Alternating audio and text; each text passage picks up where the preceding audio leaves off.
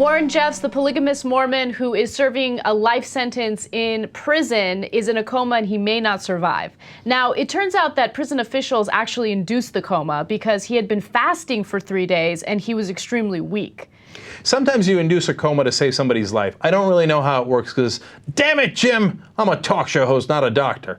Having said that, 3 days of fasting led to this, to that kind of dire consequences. Something seems weird, right? Absolutely. Here's my alternative theory. Remember a couple of weeks ago we did the story about how he was masturbating 15 times a day.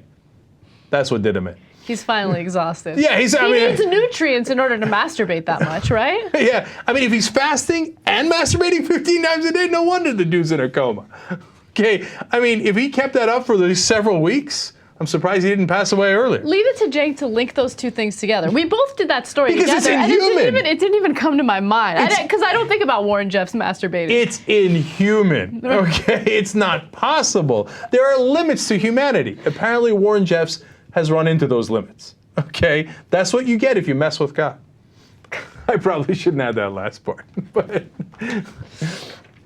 you know, in that story, I was reminded of all the heinous things that Warren Jeffs did. You know, he had some soft porn tape of him trying to convince girls to sleep with him or to talk about how he slept with them or something. It was actually an audio recording where he was trying to convince a 15-year-old and also another underage girl, I'm not exactly sure of her age, to have sex with him. And it was a 12-year-old? 12-year-old, yeah. Oh, what a disgusting person. Okay, so a 15-year-old and a 12-year-old, he was trying to convince them to have sex with him, and he said that that would, you know, bring them closer to God. Of course, yeah, of course it would. It's funny how close the Almighty is to cult leaders' penises, because it always brings you closer to God somehow when you're right next to that, right?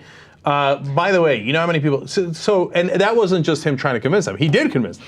He had sex with a 15-year-old, and then later he had sex with a 12-year-old. Okay. By the way, the 15-year-old gave birth to his child. So that was fairly confirmed, right, that they had sex. By the way, I'm very curious to see what his take would be on female masturbation. Oh, I mean, if he was a female, probably 150 times a day. No, I know, but can you imagine? I mean, I don't think there'd be a limit. But my guess is he would probably say it's frowned upon. He talked to God, and he says, God says instead of masturbating for women, they should come and service him. Of course. That's my guess. But I tell you all of that because the most amazing fact is that he has at least 10,000 followers who believe that he's a prophet. That's an incredible number. 10,000 morons of the earth who think that this guy is talking to God and that God is directing him through his penis, okay?